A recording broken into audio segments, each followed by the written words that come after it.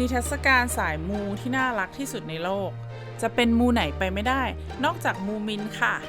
วันนี้เพนจะพาเพื่อนๆเข้าไปในโลกแสนน่ารักที่เต็มไปด้วยจินตนาการเราจะไปชมนิทรรศการมูมินที่ห้องสมุดบรุกลินพร้อมเล่าประวัติความเป็นมาของเจ้าน่ารักมูมินและผู้เขียนคุณทูเวยอนสันและเบื้องหลังแสนเศร้าที่แฟนๆไม่เคยรู้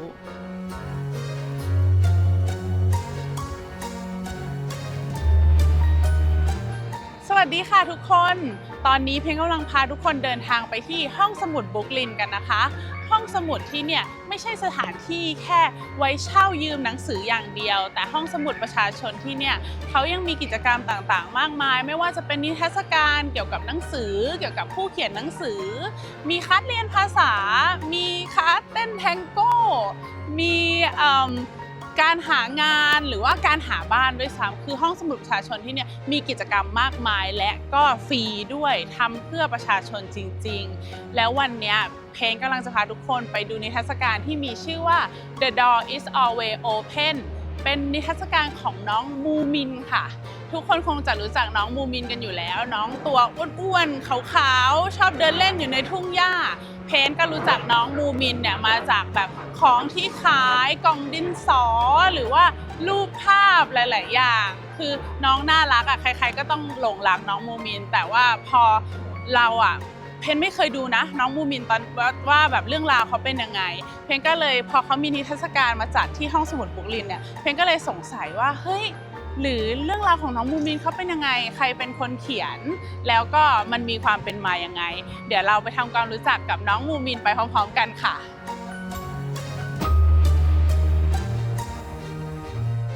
ตอนนี้เรามาอยู่ข้างหน้า Brooklyn Public Library กันแล้วนิทรรศการของน้องมูมินเนี่ยจะอยู่ข้างในนี้นี่เองเดี๋ยวเราเข้าไปดูกันแต่น่าจะต้องเงียบๆหน่อยเพราะว่าเป็นห้องสมุดเนาะไป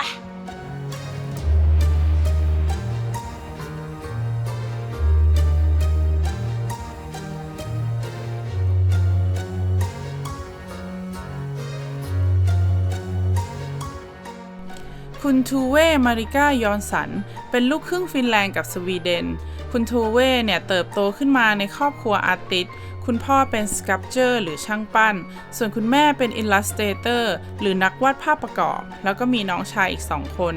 ครอบครัวของคุณทูเว่จะชอบใช้เวลาช่วงซัมเมอร์อยู่บนเกาะไปเช่ากระท่อมอยู่ในเกาะกลางธรรมชาติแถวๆตะวันออกของเฮลซิงกิช่วงเวลานี้เป็นแรงบันดาลใจในหนังสือมูมินหลายๆเล่มเลยแล้วคุณทูเว่ก็เริ่มหลงรักธรรมชาติอันเงียบสงบกับท้องทะเลตั้งแต่ตอนนั้นเลยค่ะคุณทูเว่ยังรู้สึกว่าตัวเองอยากเป็นศิลปินตั้งแต่เด็กๆตอนเด็กๆเขาจะมานั่งอยู่ข้างๆโต๊ะของคุณแม่คอยวาดรูปการ์ตูนตามคุณแม่ของเขาหลังจากนั้นคุณทูเว่ก็ได้ไปเรียนศิลปะที่ปารีสแล้วพอคุณทูเว่เรียนจบก็เป็นช่วงเริ่มต้นของยุคสงครามโลกครั้งที่2พอดีเลยคุณทูเว่เนี่ยทำงานวาดภาพการ์ตูนล้อเลียนการเมืองให้นิตยสารที่ชื่อกามอยู่ช่วงหนึ่งแต่สงครามก็เริ่มก่อตัวใหญ่ขึ้นเรื่อยๆจนกระทบจิตใจคุณทูเว่เป็นอย่างมากเธอทั้งทุกข์ทรมานกลัวแล้วก็เศร้าเสียใจกับสงครามเป็นอย่างมากตอนนั้นเองที่มูมินถือกำเนิดขึ้นอันนี้เป็นนิตยสารตอนที่คุณทูเว่เนี่ยวาดรูปหน้าปกทำงานกับนิตยสารเนี่ยก่อนที่จะมาวาดมูมินเป็นนิตยสารเกี่ยวกับช่วงสงครามเขาจะวาดรูปล้อเลียนเรื่องสงครามแล้วก็พวกเรื่องนาซีอะไรพวกนั้น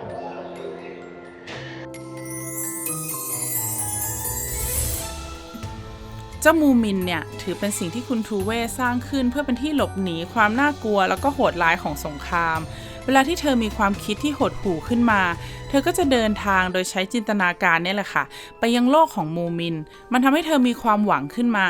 หลังจากสงครามจบลงในปี 1945 คุณทูเว่ก็ได้ตีพิมพ์มูมินเล่มแรกมีชื่อว่ามูมินและน้ำท่วมครั้งใหญ่อันนี้เล่มแรก Moomin and the Great Flood น้องมูมินยังไม่กลมเลยดูดิยังเป็นตัวหน้าตาพิลึกกระกือเลย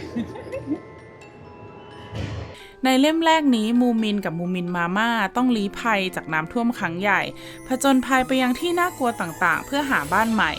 เล่มแรกนี้ค่อนข้างเป็นการอุปมาพูดถึงช่วงสงครามอย่างชัดเจนไม่ว่าจะเป็นการหายไปของมูมินปาป้าเหมือนการหายไปของคุณพ่อหลายๆคนในช่วงสงครามและพูดถึงการสูญเสียความกลัวแม้จะมีแบ็กกราวด์ที่ค่อนข้างขัดแย้งแค่ไหนแต่มูมินก็จะจบด้วยความอบอุ่นสวยงามหรือที่เราเรียกกันว่าแฮปปี้เอนดิ้งเสมอค่ะ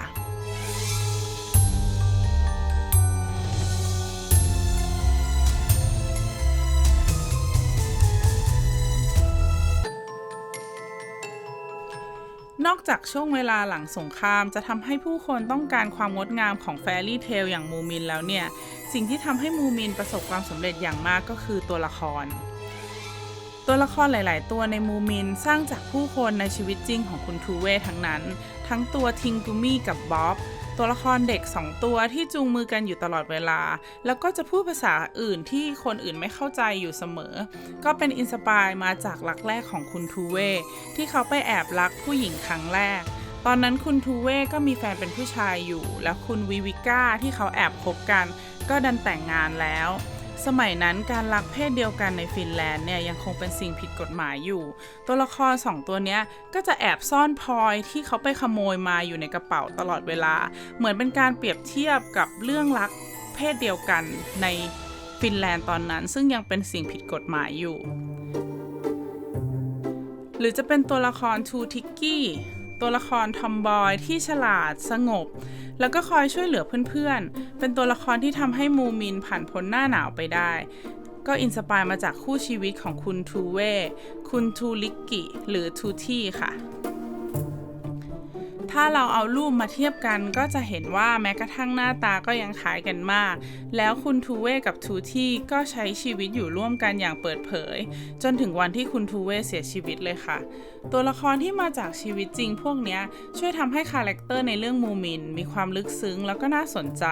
ไม่น่าแปลกใจที่ผู้คนจะตกหลุมรักตัวละครต่างๆในเรื่องมูมินอารมณ์ไม่ดีมูมินโมโห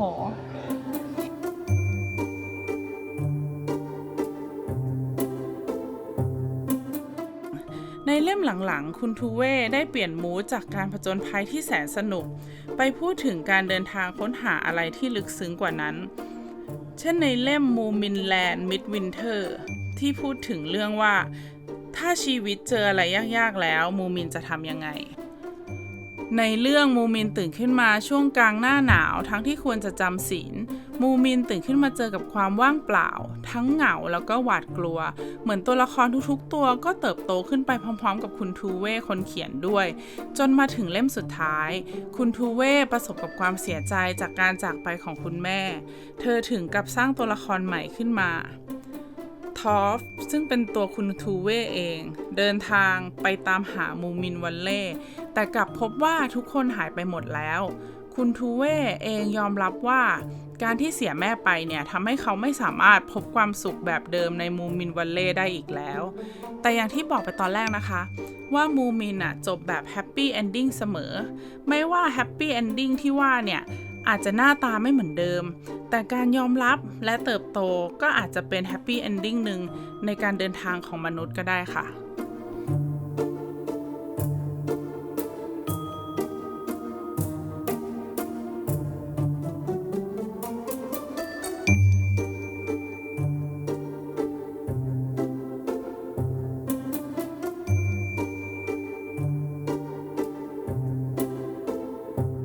ทุกคนมาดูตุ๊กตามูมินรุ่นแรกดิหล่อนนะน้องมูมิน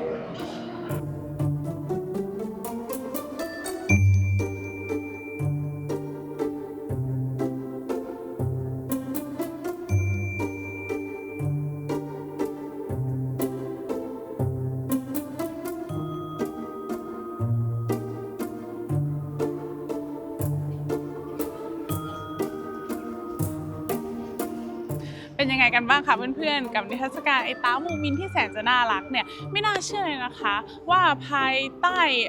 ตัวน่ารักเจ้ามูมินเนี่ยจะมีเบื้องหลังแบบชีวิตทั้งชีวิตเลยของนักเขียนคนหนึ่งหรือว่าแบบ